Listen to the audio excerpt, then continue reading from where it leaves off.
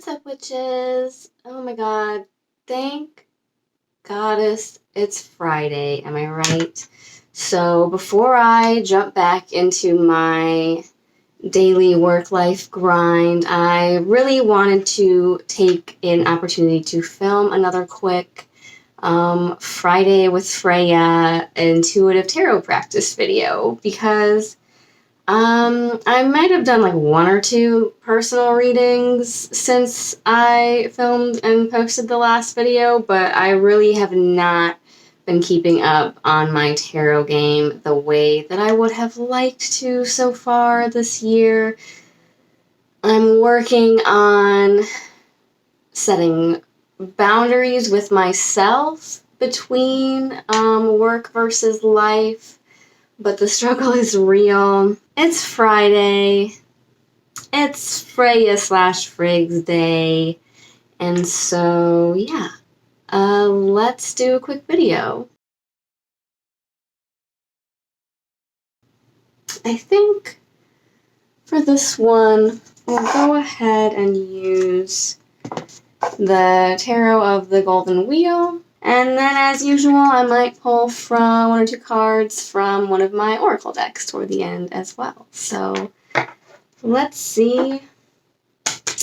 Now that it is going to be in the 80s this weekend and incredibly hot and humid, and it's not even June yet, but summer is apparently making an appearance already here in Cornlandia. And last night I had to cave in and turn my AC on already, and I'm not happy about it because it is humid AF up in here, let me tell you, and I just can't tolerate that at all. Hot weather I'm fine with because I hate being cold and I'm always cold, but man, like the minute it gets warm here and all the plant life starts growing here, it also just gets incredibly humid. You ever like step outside and you feel like you can't breathe because the air is basically solid? Kind of like that. But I thought since summer is making an appearance, it would be fun to just do a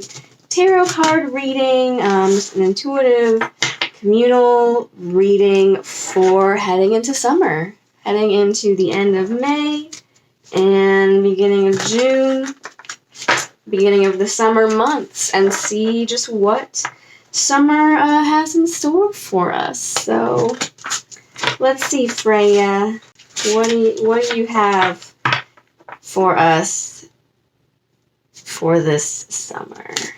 I just signed up to work hella overtime, so I'm gonna have hopefully some more coin in my pocket. Yes, God, but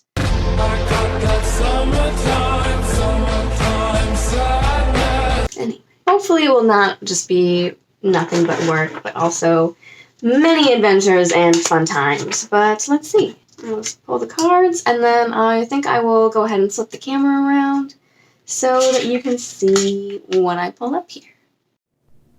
Okay. So what we have here is the Star, Judgment, and the Six of Wands. Oh man, this is a doozy. Okay. I don't get major arcana cards in my personal readings a lot, which is usually the only practice I have at doing readings. So we have the Star. Beautiful image there. Really reminds me of like air, or like Freya, healing goddess vibes. And then Judgment, which is also a major arcana card. And then the Six of Wands. So definitely some Vanir energy, some Freya energy coming through in these cards with the Star and that beautiful maiden / goddess standing in the water. In shallow water, so kind of a liminal space there. And you know, Freya I do associate with stars and like astral bodies a lot, so I feel like it's definitely also tying it to her. And so what's coming through to me with the energy of the star card in this context is like a guiding star. And you can see from this depiction in particular, it's almost like a sunrise or a sunset, which is also when the first stars start to become visible in the sky, and a lot of times they're also actually planets, like take Venus for instance.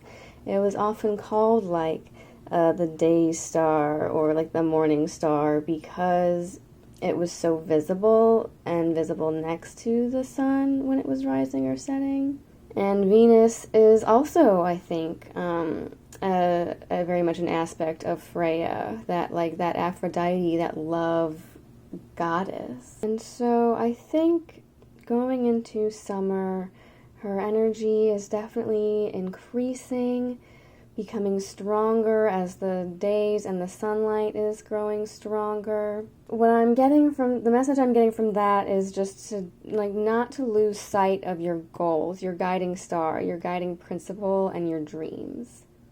Whatever is going to happen over the summer, figure out what that guiding star is for you on this path that you're walking and adhere to that. Like, don't lose sight of that.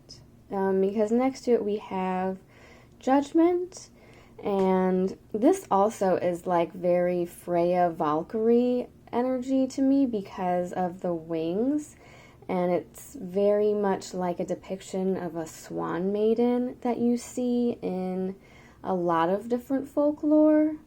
I think especially like Russian, Slavic, Baltic folklore, which this deck is heavily based off of. You see a lot of stories like Swan Lake, for instance, that are based off of older swan maiden type myths.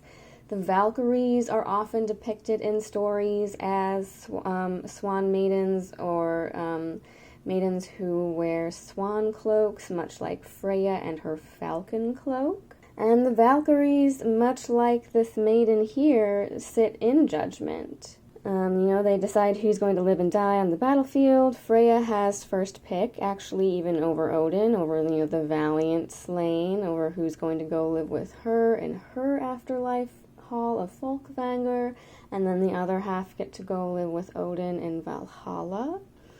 So she actually kind of gets the cream of the crop, though we don't really know for sure what she's making her choices based off of. So it could not necessarily just be warriors in her case. I think she also appears to almost be riding on the waves or the ocean, which is appropriate for a swan maiden. So yeah, I see very like Frigga, Freya,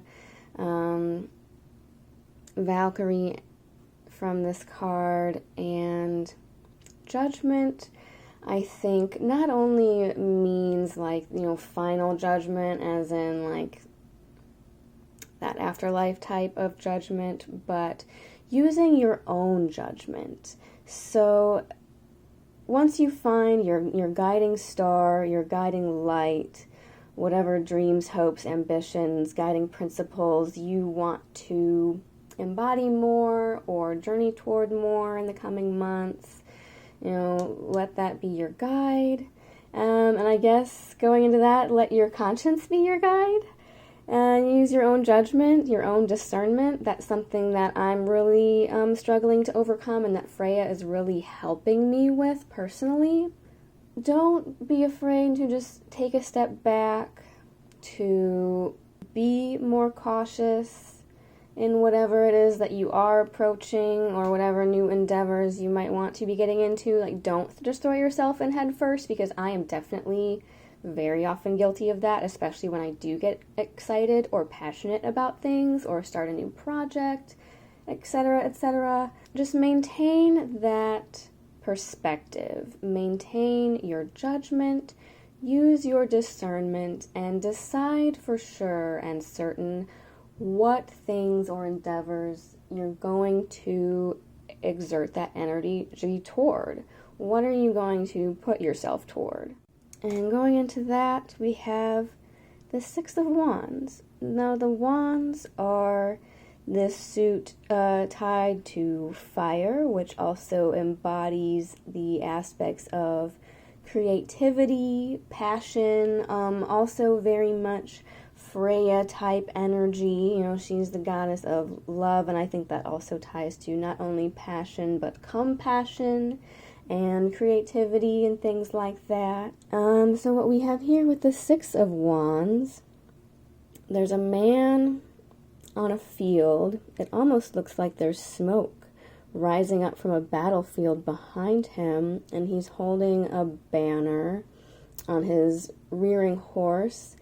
There's a bird. I can't quite tell if it's a raven, eagle, hawk, but some type of, I would say, predatory type bird flying overhead. Definitely a large bird. And I think eagles and hawks, falcons also very much give me Vanir and Freya vibes, if you will. Also tying her into this card.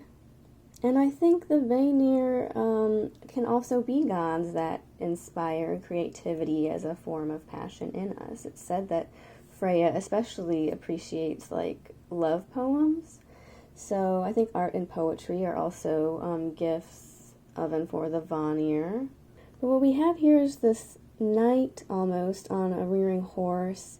He's holding one stave or wand as his banner, but the other 5 are lying on the ground in front of him, and there's a smoking battlefield behind him. So what this says to me is the battle may be over, and it may in fact be won. Sorry, the light is kind of in the way here, but yeah, you can see there's almost like smoke or something coming up behind him on this field. So he has a very triumphant pose. He's rearing like horse triumphant, you know, rampant upon the field, and he's holding one of the flags. But now you're kind of at a crossroads, a point where it's time to take the next steps. You might have achieved something or come to some victory in some way, you know, because there might be smoke on the battlefield behind him, but he himself is clearly triumphant and holding his banner aloft. But there are many more staves scattered on the ground before him. And so now that you've found your guiding star, your guiding principles, you have to use your discernment and your judgment to decide what are you going to carry forward with you. Some things or burdens or ideas, thoughts, projects, whatever it may be, you might have been carrying with you up until this time, or you might find just laying around or presented, laid before you. New opportunities, new projects might be presented or laid before you, but you're going to have to decide, like I said, where you want to pour your energy into. Which ones do you want to take up? Because you're not necessarily going to be able to take them all. That would be a lot to juggle.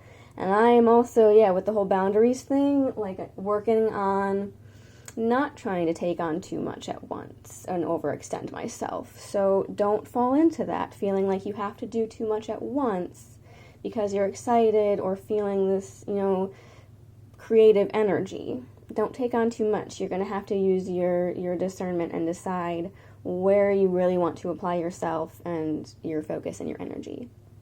So let me just pull a couple more here. Ooh, Wheel of Fortune. Okay.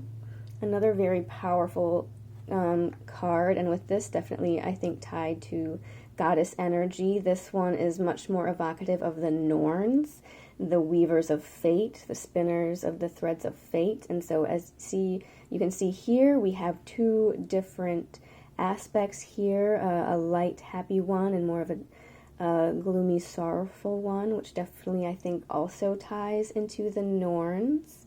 And I think this also is a nice carryover from the Six of Wands, because the Wheel of Fortune represents just that. The Wheel of Fortune, the Wheel of Time, it turns. And everything moves in cycles. Everything is going to have its ups and its downs, especially life. If there's one thing that life and Loki have taught me, it is that life is always going to have its ups and its downs. Nothing can stay stable or stay the same forever. But even if you're like maybe in a downward slump right now, that just means that the wheel is going to cycle back around and put you at the top again eventually. And as I've said before, even if sometimes you gotta push the damn thing back up yourself, it's gonna get there. So just hang in there, and I think it also echoes back to opportunities, chance, luck, fate. Things could kind of go either way right now, and so once again, that speaks to having to use your judgment and decide where to apply your energy, and that will kind of dictate what opportunities and what fate is going to have in store for you. And whatever it has in store, you always get to decide how you handle it. And going into that, ooh, the Three of Swords. Okay. I think that also kind of really ties into the Judgment card, because swords are the suit of the element of air, which corresponds with the aspect of mind, intellect, the more logic side of the brain, as opposed to the creative, passionate side of, say, the wands or the emotional suit of cups. Swords is all about reason, logic, mental state, things like that.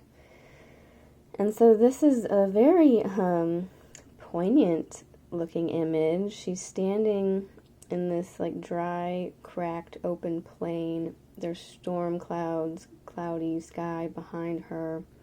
And she's standing in the middle of this trio of swords, kind of almost in anguish or indecision.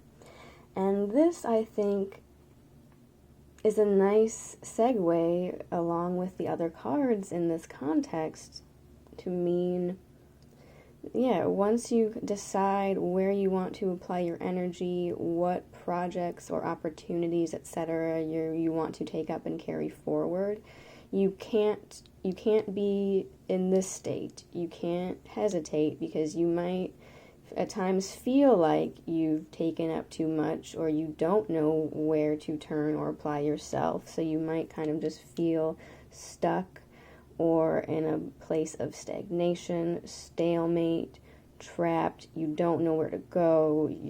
You're just kind of hemmed in by your own sense of indecision, or just whatever thoughts or feelings that you haven't been able to let go of.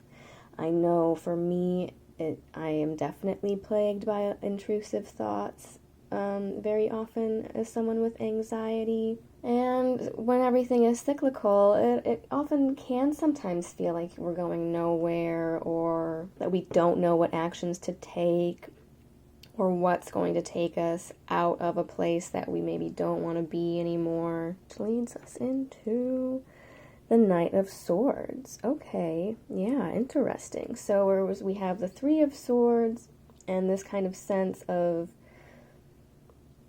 being trapped almost by your own thoughts, like trapped in a prison of your own making. The Knight of Swords, we're going into, the suit cards, and it's a very energetic forward momentum in this card. So I think that also means that, yeah, pushing through whatever mental blocks. You're going to have to use the Knight, the power and the energy and the creative, like, intellectual force of the Knight of Swords, because Knight kind of means taking up the energy of the suit of swords, and the power of your mind, the power of your intellect and wisdom, and going forward with it, carrying it forth into the world, embarking on something new. Forward momentum, whatever it is that you feel hemmed in by, like whatever thoughts or feelings are holding you back, now's the time to break through it.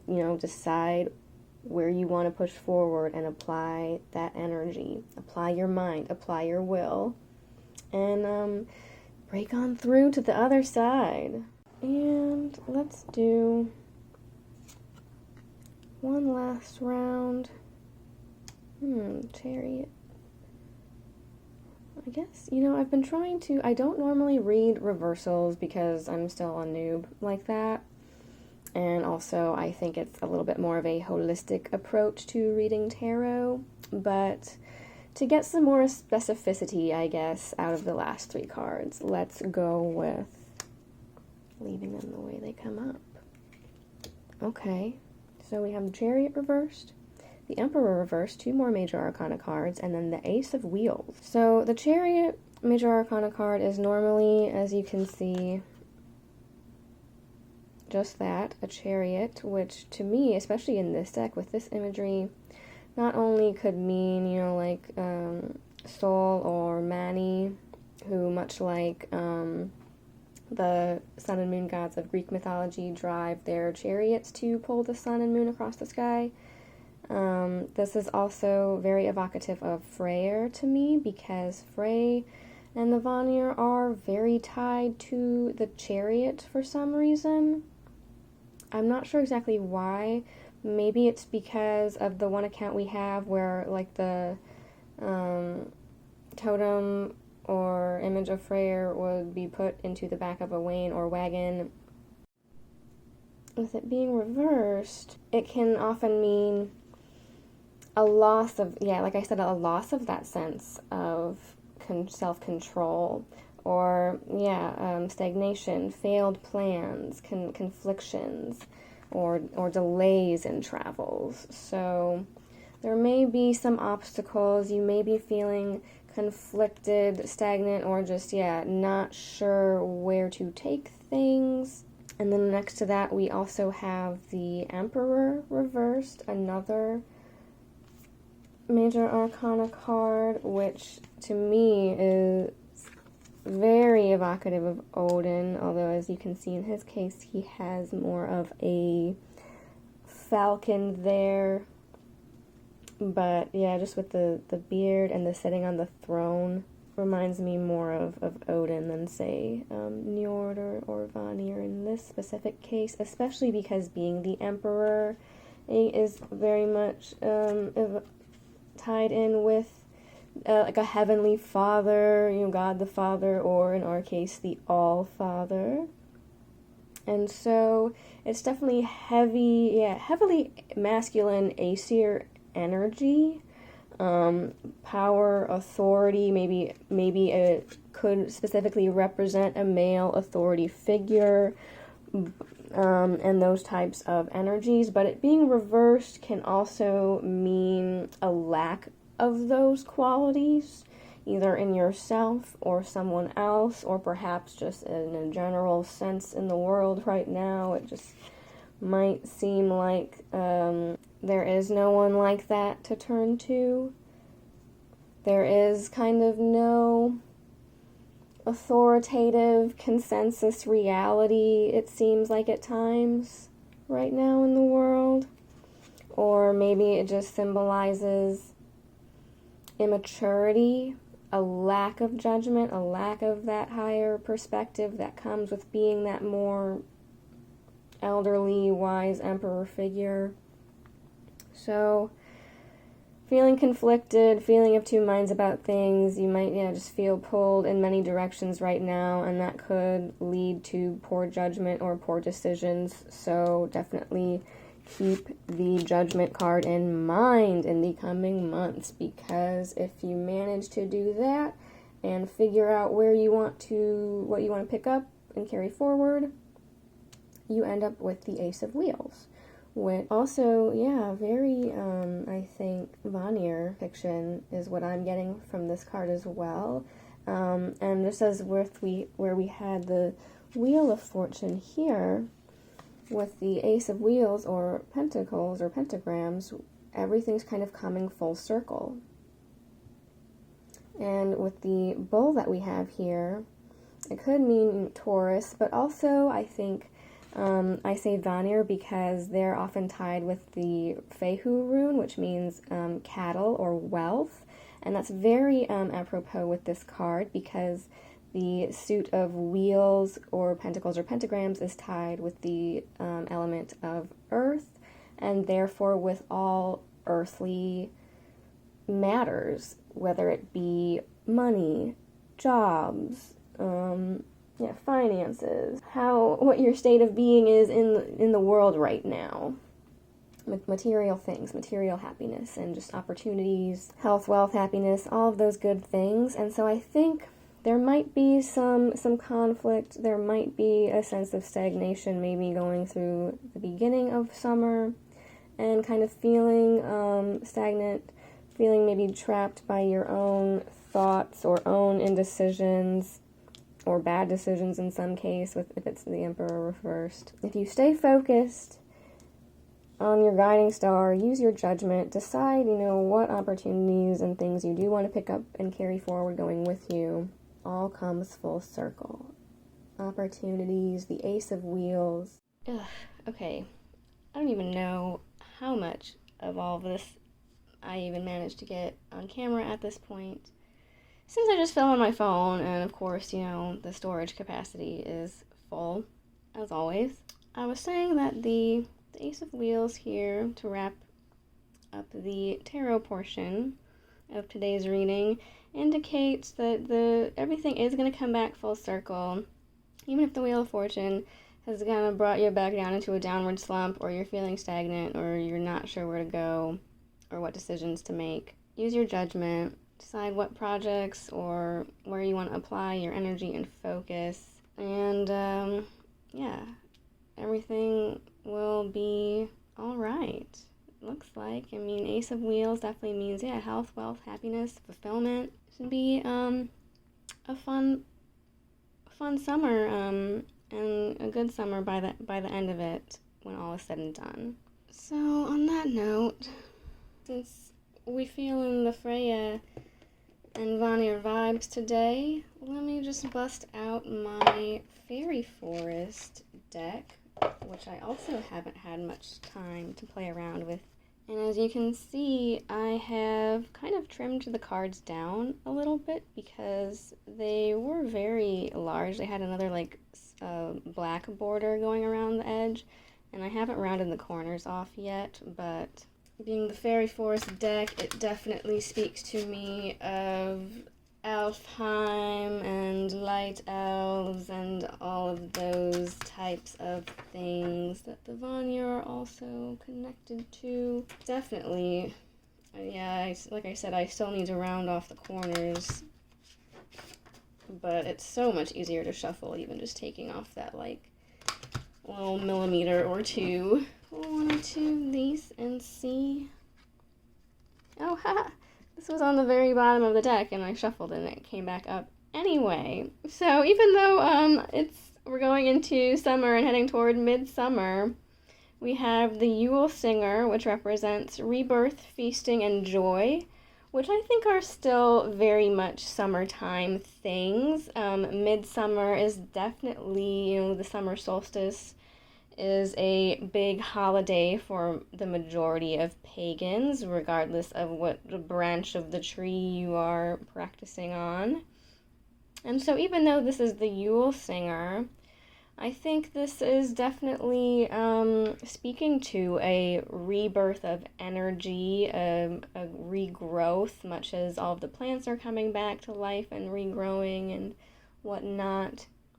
And the sun is coming back to its full capacity. The days are getting longer, and so it's naturally going to lead to a lot of rebirth energy, just higher vibes, higher energy, and feasting and joy as a result of that. And next to her we have the Elf Queen, very much Freya, I think, with this card, and also one that kind of just speaks to me personally, because as you can see, just see if, turn off that little lamp there.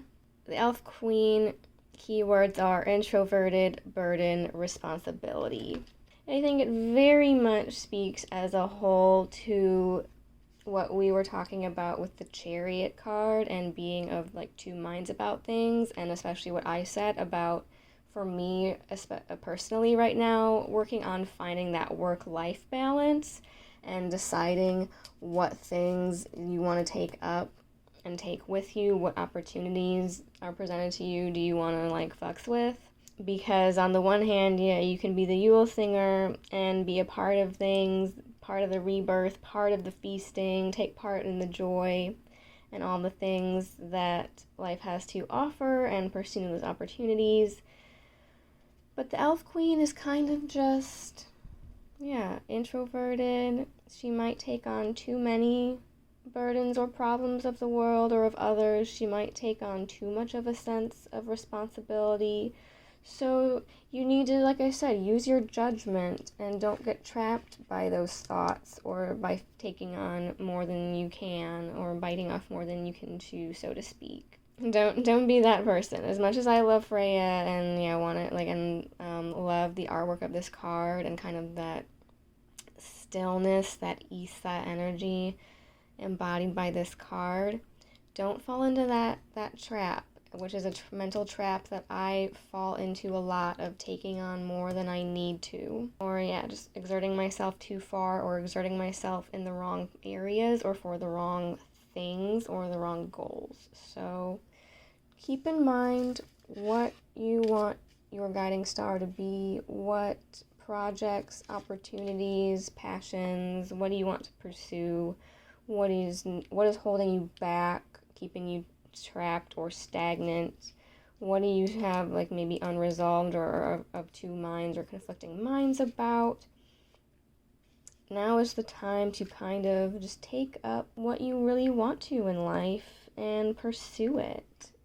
And don't feel like you have to be introverted or take on these burdens or responsibilities yourself. Be a part of the rebirth into the feasting and the joy. We're heading into midsummer. I'm going to be going to some fun midsummer gatherings, hanging out with pagans. I said, screw hot girl summer. We're having pagan druid summer and pagan summer camp. So I think there might be some internal or external strife, whether it be with our own mental states or with whatever it is that we are dealing with in the heading into the beginning of summer, but I think there will also be many opportunities for fun and for happiness, joy, feasting, the two things kind of summed up by these two cards. And so I'm just going to try to stay optimistic as much as I can, and as much as that might be a struggle, because trust me, I am feeling